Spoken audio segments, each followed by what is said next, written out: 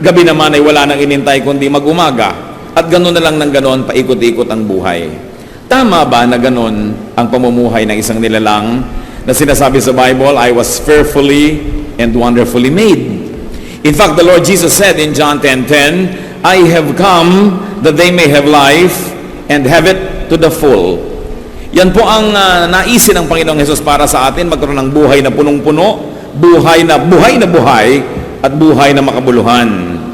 Kung tayo po ay nagpipista upang ipagdiwang ang kabutihan ng Panginoon sa atin, marapat din na tayo ay magbulay-bulay, marapat din na suriin natin ang ating buhay kung enjoyable nga ba. So that we may have life and have it abundantly. Ang munti po nating mensahe ngayon, pinamagatan nating 5 steps to life. At hindi po ito yung buhay na biological life, hindi ito yung buhay na eternal life, kundi yung buhay na dito sa mundo, bilang mga anak ng Diyos, papaano natin na matatamasa yung higit na kahulugan, kulay at sidhi ng damdamin ng isang buhay na buhay. Nananalangin kami, Panginoon, para sa isa't isa. Salamat po sa kasiyahan. Panginoon, humihiling kami ng pagpapalang espiritual. Kausapin niyo po kami. Kung may kulang sa aming buhay, kahit man lang kaunti, nawa, isa sa mga pagpapala na maaalala namin ay iminulat mo ang aming mata at binigyan niyo po kami ng hamon upang mabuhay ng punong-puno, masigla at may kahulugan. Kayo po ang siyang maging tagapagsalita ngayon, Panginoon. Tungtungan ang inyong paa, ang inyong lingkod, maitaas namin ang iyong pangalan, pinagdiriwang namin ang kabutihan ninyo. Ang mga salita nyo ang nais naming dinggin, kaya mga salita nyo lang nawa ang aming mapagsalusaluhan. Kayo po pa sa langit, aming tagapagligtas, aming Panginoon, aming Diyos, ang maging tagapagsalita ngayon. Basbasan nyo po kami at itaas nyo ang inyong pangalan lamang. Maghari kayo sa aming puso, ano man ang kaguluhan, ano man ang bagay na maring umagaw ng aming pansin sa inyo, isinusuko namin sa iyong paanan. Kayo po ang maghari, magbigay ng kapayapaan. At habang kami naman ay nagtatamasa ng pagpapala mo, nawa, Panginoon, ganun din, ilayo mo sa masasamang tao at masasamang espiritu ang aming mga sambahayan, ang mga mahal namin sa buhay na di namin kasama ngayon. Lord, may you speak, do as you will, lead us, teach us. In the name of Jesus we pray. Amen. 5 steps to life. Hindi lang po 5 ang steps na yan, 5 mahahalagang hakbang upang magkaroon ng isang makabuluhan at malalim na kahulugan ng buhay. If the Lord Jesus came so that we might have life, what did He teach His people so that we may attain the fullness of life? 5 steps to life, and one of that, lahat po ito yung mga verbs, alam na natin pero kailangang sariwain, love. Dapat umibig tayo. Dapat magmahal. Hindi pag-ibig, hindi pagmamahal na noun, kundi verb, magmahal, umibig. Dahil, ang tunay lang pong nakapagpapasaya sa tao ay yung minamahal niya. Pag kami nagbigay sa inyo ng isang platong masarap na pagkain at hindi nyo naman mahal yung nagbigay, maaaring magpasalamat kahit matuwa. Pero kung mahal na mahal nyo yung nagbigay, kahit tansan ang lalagyan at ganun kakonti ang nakaya niyang iabot, ay magpapasalamat kayo at nagagalak kayo. Iba yung tingin ng nagmamahal sa iyo, iba yung kanyang karinyo sa iyo. Kaya yung tao pong marunong magmahal, yon ang nakakalasap ng tunay at malalim na kaligayahan. Because only those that you truly love can truly make you happy. So, love God. Well, God loves everybody. Those who love God are the ones who really feel that kind of love, and those who love God in return are the ones who enjoy this loving relationship. Mark 12:30, Jesus said, love the Lord your God with all your heart and with all your soul and with all your mind and with all your strength. Of course, this is a quotation which was very widely known even in the Old Testament. So love God. Love people. Mark 12:31, once more Jesus says, love your neighbor as yourself. Isa po itong hiwaga na parang going to the east by sailing west. That by loving people, by even giving sacrificially to people, that's when we attain the deep forms of happiness, therefore the deeper meaning of living. Those who love attain the highest level of life. No wonder God is described as God of love. Kaya po sinabi sa 1 Corinthians 13, and now these three things remain: faith, hope, love, but the greatest of these is love. Yun talaga ang pinakadakila. At kung tayo po hindi marunong magmahal sa ating kapwa, napakalaki ng pinto ang isinara natin, napapasukan sana ng makahulugang buhay, napapasukan sana ng maraming kulay, hugis, musika ng buhay na punong-puno at makahulugan. Another verb, another step to life, give. Give to God. Mark 12:17, Jesus says, give to God what is God's. Give to people. Romans 12:13, share with God's people who are in need. So ito pong pagbibigay sa Diyos, sa ating kapwa, pinanggagalingan ito at pinagbabalungan ng napakalalim na uri ng kagalakan na yun lamang mga marunong magbigay na taos-puso ang nakababatid. Yung mga ibang hindi mapagbigay sa Diyos, sa kapwa, akala nila nakakalamang sila. Akala nila kawawa yung palabigay dahil laging nagsasakripisyo, laging nawawalan dahil nabibigay sa iba. Ang hindi po nila nababatid, may kaligayahan yon na yun lang talagang tunay na totoong mapagbigay ang nakakadama. So many people miss out on great happiness, on great meaning of life without even knowing it. So give. Give to people you love.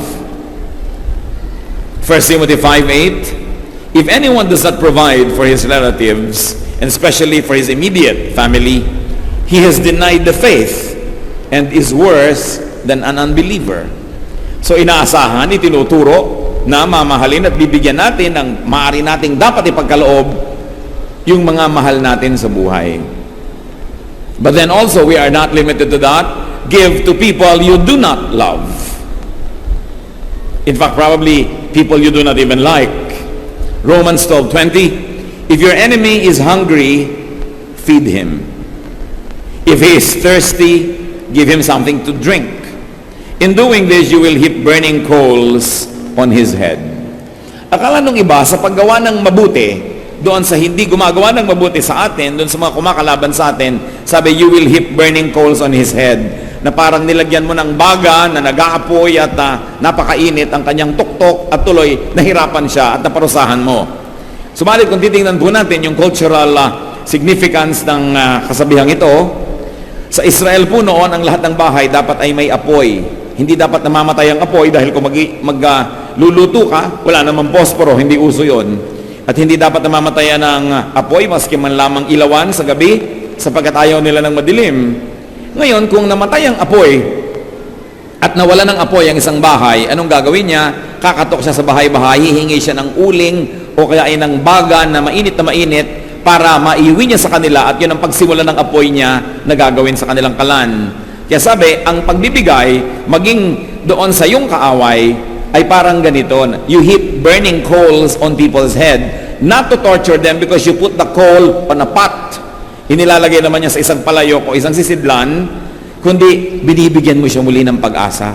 Binibigyan mo sila ng tulong at binibigyan mo siya ng muling kahulugan ng buhay. At kung taglamig, ay binibigyan mo ng init ang kanyang buong tahanan. So hindi ito para manadista, kundi para tunay na maging matulungin. So we give to people that we love and we give to people that we do not love. Yun pong pagkakamal, pag-iingat at pag-iimpok para lang sa sarili at akala niya pag hindi siya nagbibigay at sinasarili niya ang kanyang pera, ang kanyang pagkain, ang kanyang kotse, ang kanyang bahay, akala niya lamang siya noon. Ang hindi niya alam, siya ang nawawalan. Because hoarding and keeping can be uncomfortable. Hoarding can be painful and even unhealthy. Ang katawan nga po natin, kailangang mag-discharge ng mga bodily wastes. Because when you do not discharge and you do not pass it on and let it pass out, what happens? you get poisoned. Kaya sabi sa Luke 12:15, watch out, be on your guard against all kinds of greed. A man's life does not consist in the abundance of his possessions. Hindi nasusukat ang buhay sa dami ng iyong itinago, sa dami ng iyong inimpok, at sa dami ng iyong sinasarili, bagamat may nangangailangan, lalo pangat mahal mo sa buhay, at kahit pa nga matatawag na kaaway mo, ay sinasabing huwag pa ring pagdamutan. Hebrews 13:16, do not forget to do good and to share with others, for with such sacrifices, God is pleased. At kung natuwa po ang Panginoon sa ating mga sakripisyo, sa pagbibigay sa ating kapwa, mahal man natin o hindi, mabuti man sa atin o hindi, mayroong magandang nangyayari. Natutuwa ang Diyos. At kung siya'y natutuwa, siya'y nagbo-blow out. Kung siya'y natutuwa, siya'y nagpapagaling. Siya ay nagbibigay ng mas marami pang pagpapala. Kaya yung mga nagiging makasarili, akala nila sa pagsosolo nila sa kanilang mga tinatangkilik at blessing, ay sila'y nakakalamang na hindi nila alam na nawawalan sila ng buhay dahil nawawala ang kagalakan ng Panginoon para sa kanila. At pagka hindi nagagalak sa iyo ang Panginoon, napakalaking kalugihan ang ganyang kalagayan. Bodily wastes must be taken out. That's why biologically and our biological processes, even moving one's bowels, urinating, perspiring, sometimes even the scandalous burping and the releasing of gases can be such a pleasure. Alam natin na isa sa mga pinakamalalakit, malalalim na kaligayahan ng buhay ay palabasin ang mga dapat lumabas na yan sa ating katawan, at napakahirap pagka hindi makalabas ang mga yan, na o-hospital ka pa at kung ano-ano ginagawa sa iyo. So letting go, giving up, giving, make life wonderful. Because when you take, you must give. And we take blessings from the Lord every day, so we must give blessings to others every day. In much greater way, giving rewards the giver. Yun pa lang pong pagbibigay, gantimpala na sa nagbigay, sapagkat kung taos puso yun, may kagalakan siya. Mayroong isang uri ng kagalakan na ilang mapagbigay ang nakakadama. So we must discover or rediscover life in giving. Hindi tayo padadala sa turo ng sanlibutan na be wise, think of yourself, be selfish, dahil mawawala yung napakalaking pagpapala na tanging sa pagbibigay lamang natin nalalasap. Kaya ang conclusion sa Acts 20:35, it is more blessed to give than to receive. And this is not only to condition people so that they will continuously sacrificially give, but it is written because it is true. It is more blessed to give than to receive. Pangatlong hakbang po, to have a full life, forgive. Magpatawad. Forgiving is letting go of toxins, of unhelpful and destructive energies. Dahil po, mga kapatid, tao tayo, magkakamali tayo, magkukulang. Ganon din ang lahat ng mga mahal natin sa buhay. Ganon din ang mga pinapahalagahan natin, maging ating kabiyak, anak, magulang, kapatid, pinsan, kaibigan, kapitbahay, kapwa manggagawa. Darating at darating ang panahon, kung hindi pa dumarating, magkukulang yan sa atin. Magkakasala, magkakamali. Sapagkat lahat ng tao ay magkakamali at magkukulang, magiging miserable ang buhay ng lahat, liban na lang matuto tayong magpatawad. You can never ask perfection from people around you. They will be short of your expectation. They will probably commit errors intentionally or unintentionally. So who is a happy person? A happy person is not the one who is never offended by anybody, because there will always be people who will offend us. A happy person is a person who knows how to forgive. Kung gagawin po nating pamantayan para maging masaya, yung walang nagkakamali laban sa atin, magiging miserable tayo dahil laging may magkakamali. So sino ang masaya? Yun lang marunong magpatawad. Yung tinatanggap niya na magkakamali at magkakamali, magkukulang at magkukulang ang kapwa. At lalo't nangyari na at tapos na, ano pang gagawin natin? Alam naman, magmukmuk na lang tayo buong buhay, magtanim ka ng sama ng loob habang buhay, at huwag mong kausapin ng dating mahal mo buong buhay, The way to have life is to forgive. The only way to keep on living is to forgive. Because if you're going to be a prisoner of other people's errors against you, you will never be happy. The only way to transcend and to deal with the shortcomings of people around us is by forgiving them. Kung sa pagpapatawad po kayo aasa, hawak nyo sa kamay nyo ang inyong kaligayahan kasi kayo ang magpapatawad. Pero kung iaasa nyo na perfect sila at pag nagkakamali sila, magagalit kayo, magiging malungkot kayo dahil walang perfect. So magpatawad. Colossians 3:13 to 14, bear with each other and forgive whatever grievance you may have against one another. Forgive as the Lord forgave you. And over all these virtues, put on love, which binds them all together in perfect unity. Kaya talagang tama yung sabi ng isang awit, pag-ibig lang ang susi ng lahat. Kung tayo iibig, magmamahal, kakambal ang pagpapatawad.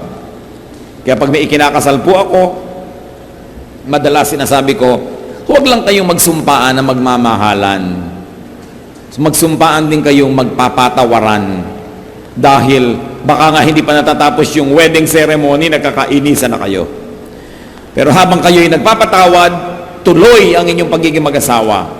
Kahit may nagkakamali, parehong nagkamali, pag nagpapatawad, tuloy. Sino po ang hindi nakakatuloy na relasyon? Yung hindi nagpapatawad.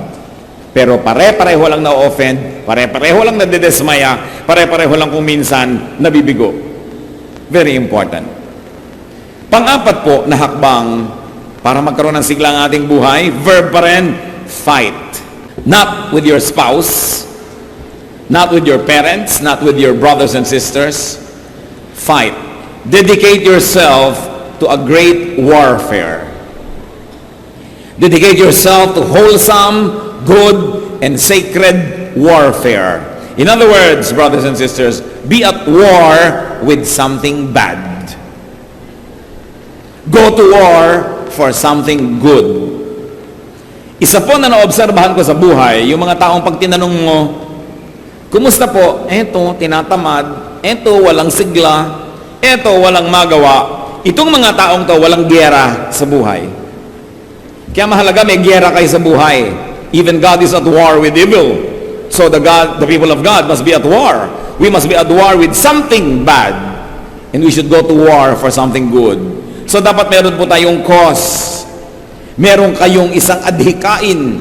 Meron kayong sinasalihang isang movement o isang bagay na nais baguhin ang mundo, ang buhay o mga aspeto ng buhay.